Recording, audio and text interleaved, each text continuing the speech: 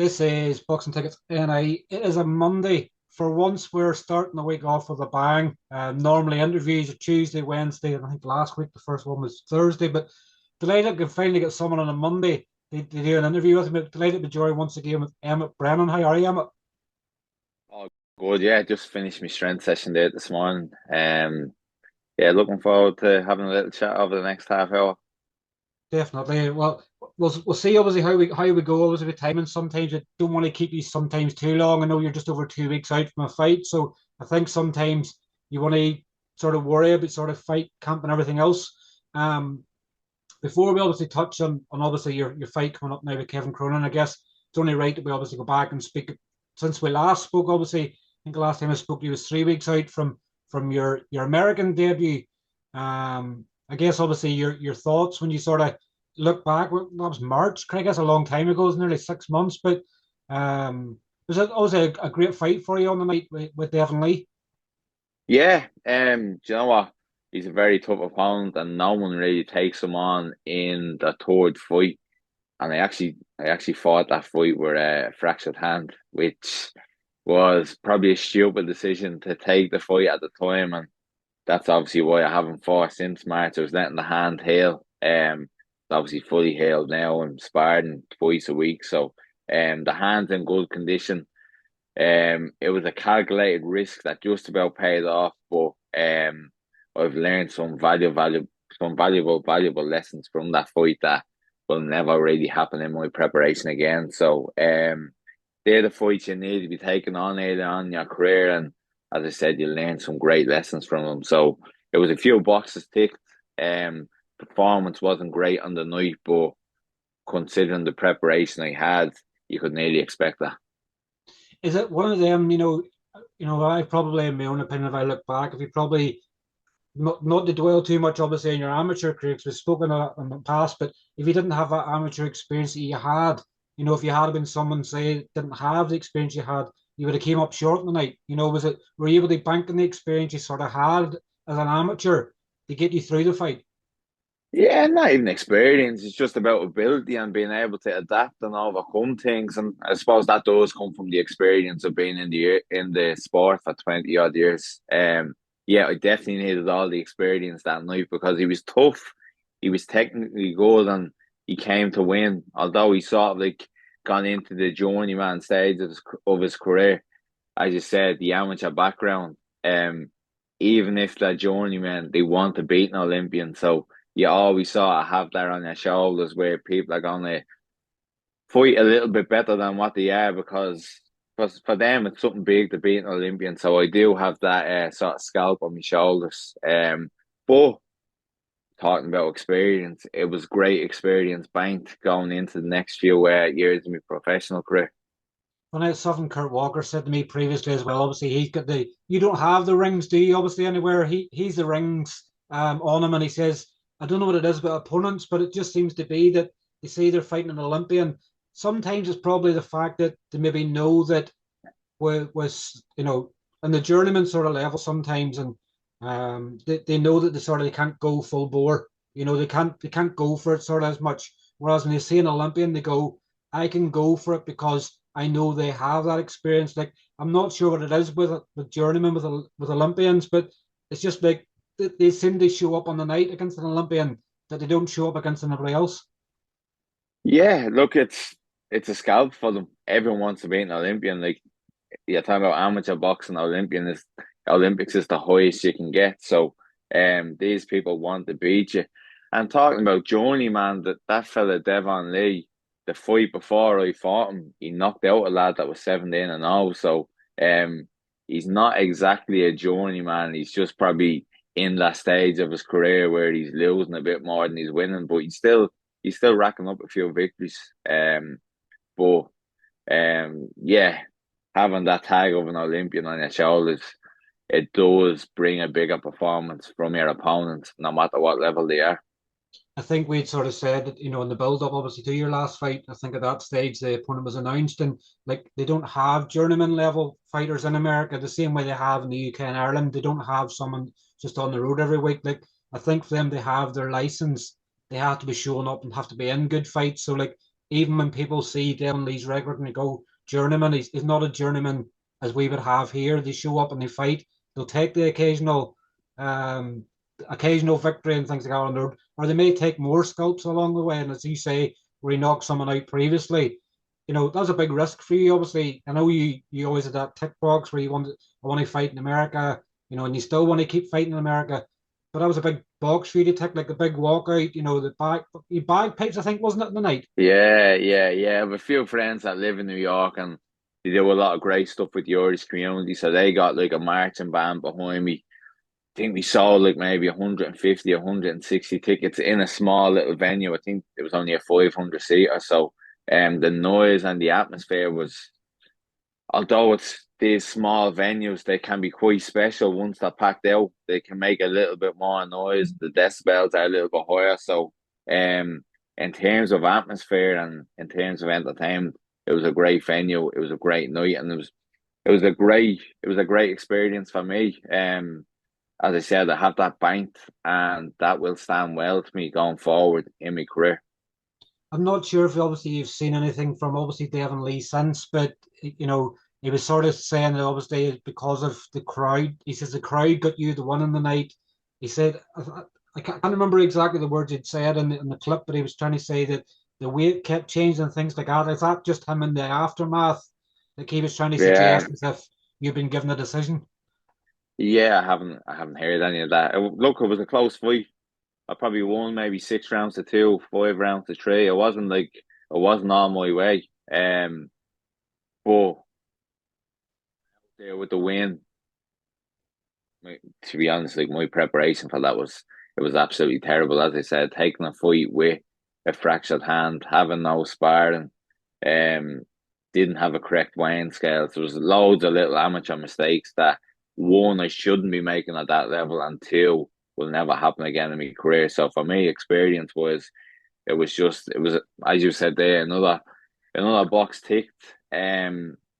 You get out there with the win and you move forward, and that's what we're doing now. September 20th, we're obviously in with Kevin Cronin, who oh, it's like Devon Lee is a good fighter. I wouldn't say that Cronin would be too much better than him, because he is a classy operator. Devon Lee, as I said, he's in completely different stage of his career than Kevin, but um, they're both quite good fighters. Like this is your fourth pro fight, your second fight in the three arena. Like when you obviously imagine when you were turning over, I know you have these dreams and aspirations, but like made your debut in Belfast. You fought in Katie Taylor's card, you fought in New York.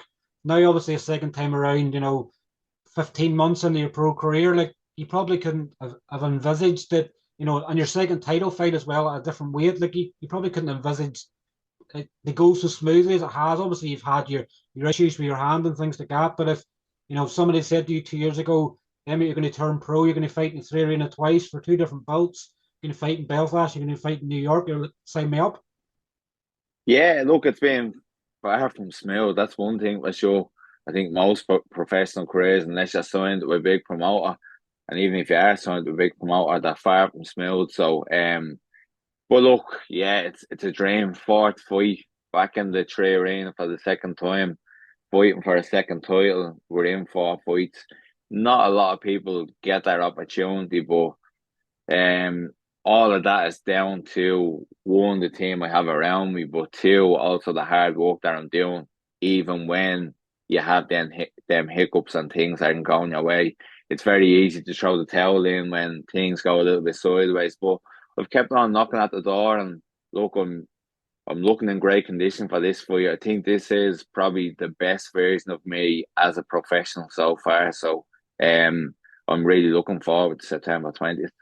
Do you look to, I guess when you sort of looked at the build up of the fight, do you look at the experience of you fought in the three arena before, you've had experience of coming out the noisy atmosphere in the three arena on a big card? Because obviously it was Taylor Cameron too. Like at the time, obviously you were fighting, there was um a big crowd. Like, do you sort of look at that experience you have as a pro that Kevin particularly doesn't have?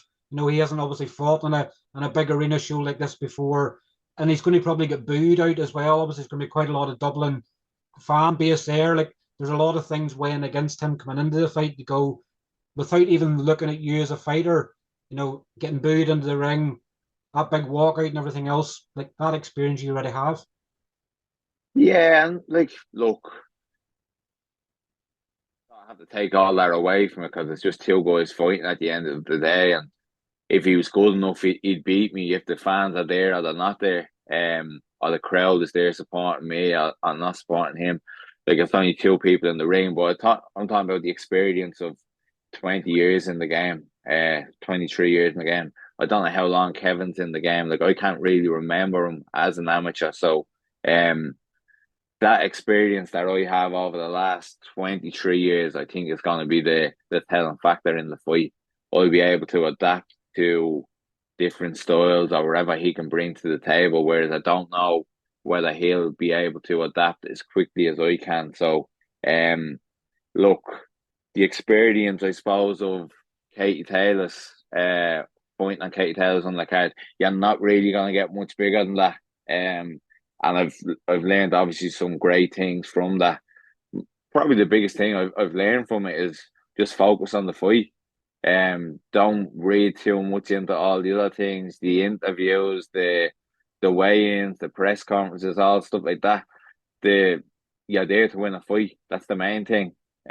We've seen people come unstuck or put in bad performances before because, quite frankly, they put too much attention and too much focus on the week of the fight. It's about winning. Like, it probably, you know, you're probably at a daily ideally, I looked obviously if Katie Taylor had been fighting Serrano. You know, I think the initial talk was it was Katie and Serrano in the three arena. Obviously, them goals sort of changed, but like, were you sort of surprised then that another three arena opportunity is coming in the form of Callum Walsh and 360 Promotions and UFC Fight Pass? Like, did you think 2024 three arena when the news broke that Katie was fighting in Dallas? Did you think I'm not going to get to fight in the three in 2024? Like, did this come as a surprise to you? Yeah, it came at a little bit of a surprise because we obviously thought Kate was going to have the trilogy with Cameron. That's what we thought was going to happen. At one stage, I think it looked like that was nailed on, and I would have, especially after my performance in November, it was a great fight that was in with Jamie, and I put in a great performance. It was probably the most entertaining fight on the undercard. So you think that would have gotten you on the undercard of Katie Cameron 3 if that was happening. So that was, I wouldn't say a big blow, but in terms of wanting to fight on another big card in the 3 arena, you probably thought that was done for the year, yeah. But obviously 360 promotions are coming back, are coming to the 3 arena. A great opportunity, and I can only be grateful for them to give me the opportunity to fight on this card. It's a good thing, you know, in a way. Like, obviously, just not only for your talents, but obviously when people are seeing the matchroom card last year and seeing the noise and the tickets and stuff you sold, like, tickets are play a big commodity in this. And you know, Dublin has been starved to a certain degree of the big shows. I know more recently Jay Byrne obviously has been putting on his shows in the warehouse, but like, when people need the big fight nights, they need people who can sell tickets and put bums in seats, not only just for your talent as well. So you were probably high up on that list as well as Thomas Carty as well, because they need people that's going to get people to come in through the door, you know, first and foremost. Yeah, and like I suppose the biggest thing on that is entertainment. Um, People are only gonna come see fights if they're entertaining. And myself against Jamie was obviously a cracking fight last year. Then Jamie against Kevin Cronin twice were two cracking fights. So when you're looking at myself against Kevin Cronin, it's it's only natural that it's going to be a great fight. So it's probably a lot easier for people to come and buy tickets to look at a fight like that because look, you know what you're getting when me and Kevin are going to fight. It's going to be a cracking fight. So that makes that a little bit easier to sell tickets again. Um, because people want entertainment, don't they? Definitely do. Like, obviously, I think previously you'd sort of, you know, after obviously, because Kevin obviously fought very similar, I think about a week or so after you, and then obviously fought in Liverpool, and then the talk was that he wanted Jamie Morrissey in a trilogy fight in Kerry, and that Kerry card didn't come. Like, you were sort of the opinion that Kevin Cronin didn't want to fight you. Like, when obviously the offer was then put to you that Kevin Cronin is happy to fight, were you sort of surprised in some ways, like, because you thought that he was focused on the Morrissey trilogy? Not that I was surprised. I knew like for Kevin to take an opportunity to fight the likes of myself, he's not gonna do it on a small hall show. He needs look, I know boxing is a business, so he needs the opportunity and the platform to do it. So I knew if a show like this came up, he would take the fight. I was also talking to Mick, who was obviously his manager. I bumped into Mick in Florida for the McCrory fight, and we did mention fighting each other. Mick, as Kevin's manager, was all for it as well, so it wasn't really too much of a surprise. I just knew that for it to make sense for someone like Kevin, it would have to be the right platform and the right opportunity, and that's what the Tree Arena is bringing. It's going to bring a great night of fighting, because people are more inclined to go into 50-50 fights, or fights that are there's a little bit more to risk, because the opportunity once you win is massive. If you win in the Tree Arena live on UFC Fight Pass against an Olympian, opens up some great doors for Kevin. So the risk is definitely worth it for him. Obviously, you've said, and I think you've said to me in other interviews before that obviously you believe that you can stop obviously every Irish domestic fighter. Obviously, like, you obviously have the opinion that obviously, I guess it's you and your own belief and your opinion and everything else, but you believe you obviously stopped Kevin Cronin the 20th of September. Yeah, and like again, it's not being cocky or it's not being big headed, but um I think my brother said to me, I think Kevin done an interview with you and he believes he stops me. So like this fight, one similar to the fight with Jamie Morrissey, at some stage it's gonna light fire, and I believe I'll get me out of there. It's not me talking crap or not me trying to sell the fight.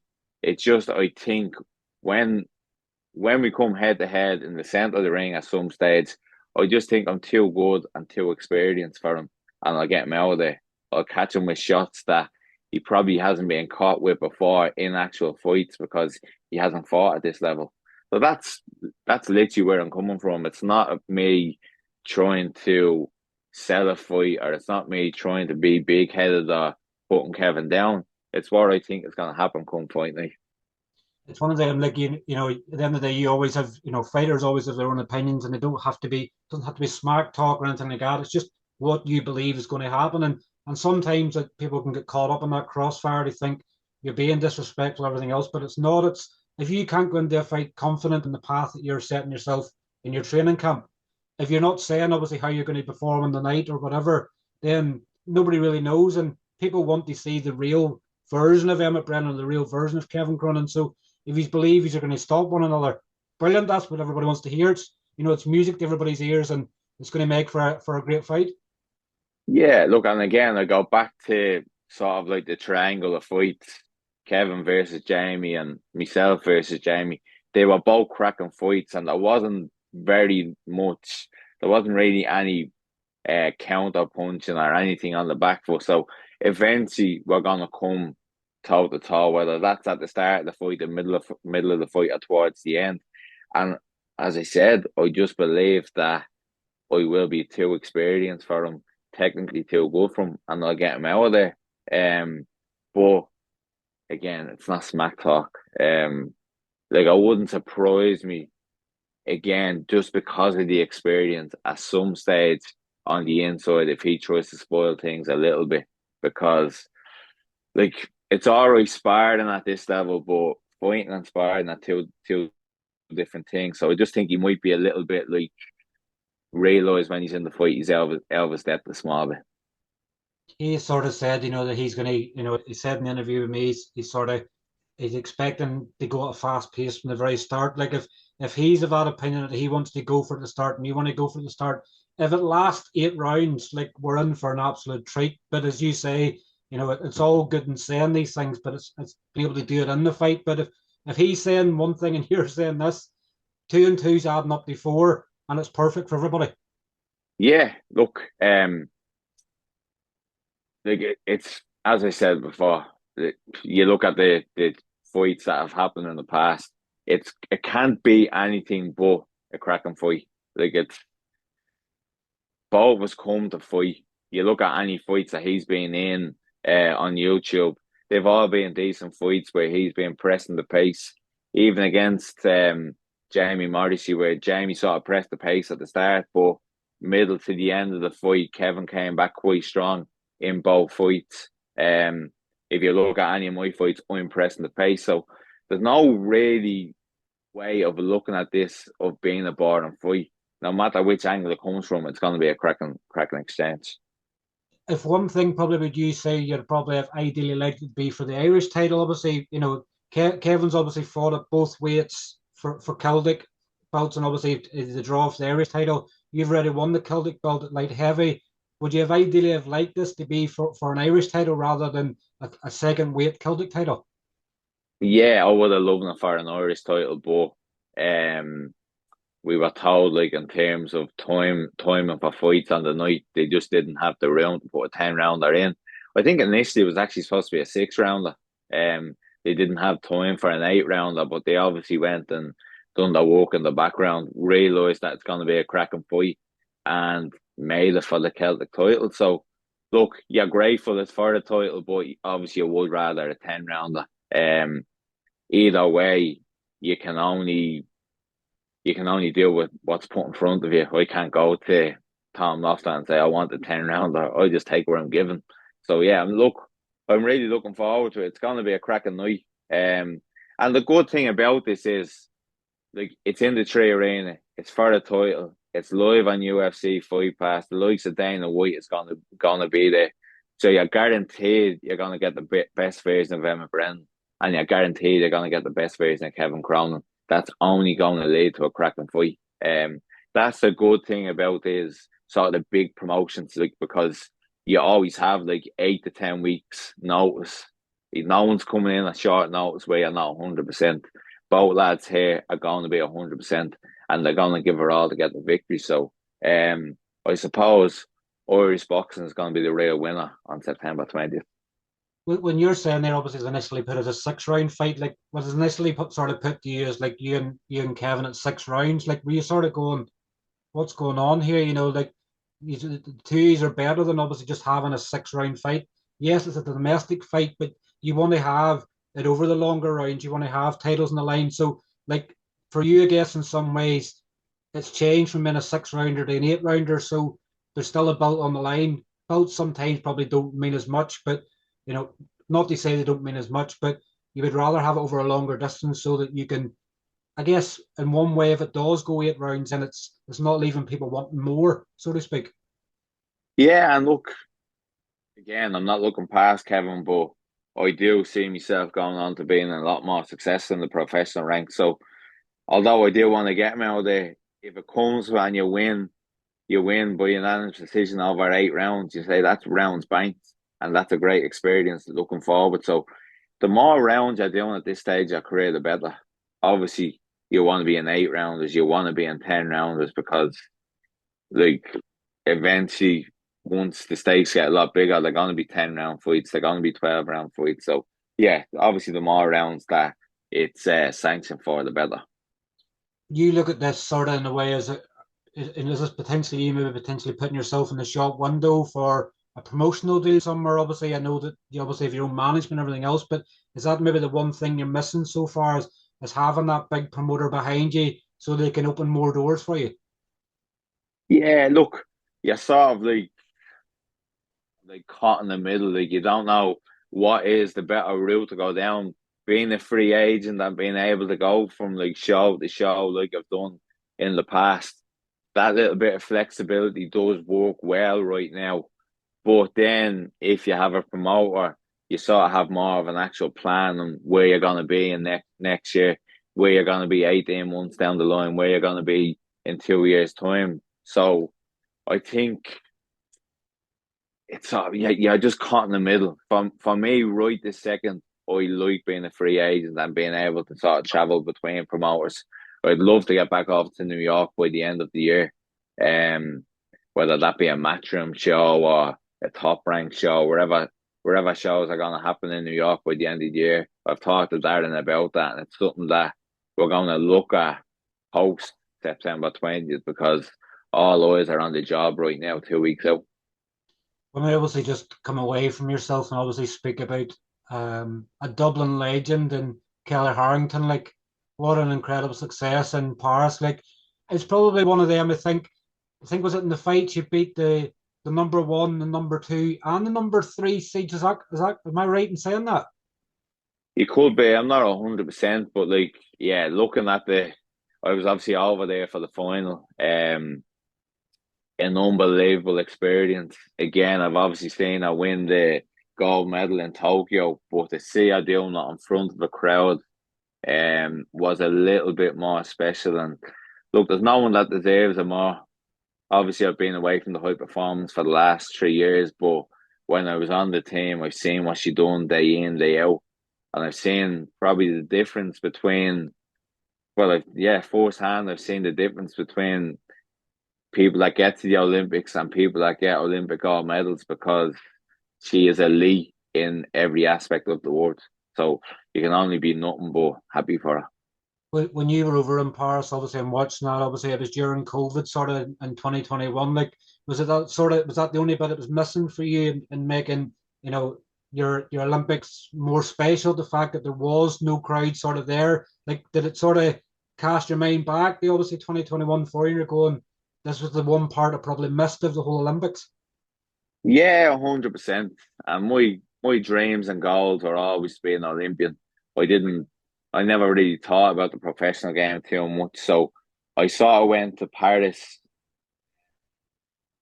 Like after Tokyo, I thought in my head that I was actually going to go for Paris, but then I would have been 33 by the time it came around, and the amateur game is a young man's game. So, I obviously decided to go professional instead of going on and trying to make a second Olympic game. So, when I was over there, I was a little bit green with envy looking at the atmosphere in the stadium, but that's only natural. You move on from that, and now look, that Paris is over. Sort of that doubt in my mind of not going for it is gone, and I'm all in on the professional game. Look, it's if you had gone for the Olympics, you can't fight in your hometown in the Tree Arena in front of everyone that supports you. So either way, if I had gone for Paris or if I had gone professional, I'm still winning. Yeah, it's one of them. Like if you had stayed to go for Paris, you would have probably been finishing obviously your amateur career and then not going pro, and then it's like, what would have happened if I went pro? Whereas it's sort of you're having like a delayed gratification. You've went the pro. You're waiting for your moments to then go. I made the right decision in turning pro. Yeah, and that's probably what I got by going off to look at the Olympics. Exactly what you said there. I realised that I made the right decision. For me right now, it's about kicking on with my pro career. I've only had 4 fights in the last year, so it's about probably getting this fight out of the way. As I said, I'm confident I'm going to get the victory. Maybe get two more fights by the end of the year. What level of opponents we'll fight, we don't know, but it's just about staying active now and then pushing on in 2025. But I haven't been active enough over the last 12 months. That's what my professional career is missing at the moment. So that is again post September 20th. That's probably the most important thing for me is to get active. When you obviously look at yourself, obviously it's 33, obviously in the pro ranks. Like, do you set like sometimes it's a weird one to sort of ask, but do you set like a time frame of by a certain age? Like I remember Mick Conlon and even Carl Frampton and stuff in the past, they were sort of setting time limits and when they would like to stop boxing. Like, do you have like an idea even in your head of when I get to 36 or when I get to 38 or when I get to 50, just to sort of throw one out there too far, but do you have like a sort of time frame as how long you've potentially left as a pro? Yeah, I have 4 more years left in the game in my head. Um, so the next year is, as I just mentioned there, that's about getting active, just getting as many fights under the belt, and then probably mid 2025 towards the end of 2025, you'll have to take a gamble at 2 and try get one of the bigger lads. A victory against them will get you probably world ranked, and then it's about sort of working up the world rankings towards maybe a European title. If I'm based in America, maybe a North American title, and then you're looking towards top 10, top 5 in the world. But I do have a cut-off age of 4 more years, so 37. That's, look, boxing's a hard enough game as it is. You know, from the amount of interviews you've done and the amount of people that you've interviewed, especially at an older age, it definitely doesn't get easier. But right now, I'm feeling great. I'm definitely in the best form I've been since the Olympics. So there's nothing that sort of like thinking that my time is up right now. I actually feel like I'm getting that a little bit better. So for now, it's just enjoy it and get the victories. It's one of them, isn't it? You have to plan in advance, and obviously I know as you as a businessman now, but obviously your gym and everything else, like you have to plan in advance. Like there's no good you saying, I'm going to box down 45 or I'm going to box down 50, because you know that obviously that life has to go on away from the sport sometimes at some stage. So you're sort of now planning going in 2028 when I retire from boxing, where would I like my business to be? Yeah, and look, it's about getting out of this sport with your health, with your health. Um, it's about being able to enjoy the rest of your life with whatever money you've made out of the sport or whatever businesses you've built alongside the sport. But there's no point in having all that, the money, the gyms, or whatever it may be, and not being healthy. So that's number one, is getting out of the sport with your health intact. Number two is obviously making a few quid and building a few businesses on top of it. But for me, I'm feeling great right now. At 23 years of age, I probably feel better than I did at 27, 28. I suppose, again, the great thing about being that little bit older and having that more experience is you do everything right. Like, I know, look, call a spade here. I've done a lot more than Kevin in the sport, and technically I am better than him. It would be very, very easy to look by this fight, but I haven't for 1 second. And you've probably seen the videos of me training over the last few weeks. I'm all in on this. I'm not taking them lightly for 1 second, because a bad performance here, Kevin, like this is, again, as we mentioned at the very start of this, if Kevin beats me, I'm an Olympian. It opens up some great opportunities for him. So I am doing everything to not let that happen. Is it, where you're saying obviously you feel good at 33, is it because you've new things in life that you haven't experienced, like you're ticking boxes off in the program now? Is this what's sort of making you feel good and making you feel young, and the fact that it's fresh and it's new to you? It's probably like starting boxing all over again.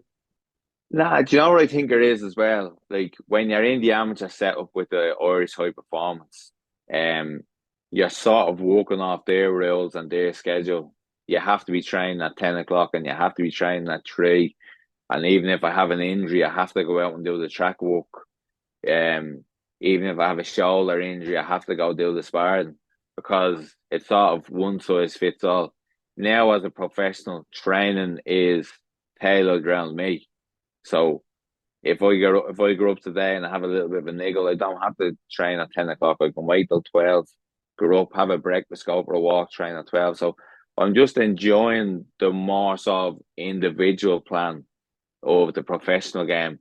And I think that's helped my body recover a lot better than the sessions than when I was out in Abbottstown with the Irish team, because it's it's a very high pressure situation where your body doesn't really get a rest, and you're in competition with other people that's in your way, and you're trying to outdo them, and by trying to outdo them you're picking up little niggles. Like, this is probably the first time I've gone through a whole training camp with no injuries, which for me is unbelievable. And I think that's down to, again, the individualized training, the individualized recovery, sparring on days that suit me rather than days that suit the Irish setup. So I am loving the whole training regime of being a professional boxer. Definitely. Well, look, obviously, I know the timer's just running down there, obviously, into the last minute. So, well, obviously, we'll sort of cut it off now, obviously, before that it cuts off and we don't get to say goodbye. Hmm. But, look, obviously, I know we've just over 2 and a half weeks sorted to go to the fight. Obviously, fingers crossed. Obviously, everything stays great with you. Obviously, in the finish up of camp, and I'll no doubt see you obviously on fight week in Dublin. Yeah, look, thanks for having me again. Thanks for doing all the work you're doing. Yeah, giving, I suppose, Irish boxers a voice coming up the fight. So thanks for that, and I'm looking forward to a great victory come September 20th. Yeah, well, listen, thanks very much for your time, Emma, and we'll speak to you soon. Thank you. Cheers, take care. Thanks. Bye bye. Cheers. Thank you. Bye Bye bye. bye. Bye bye. Bye.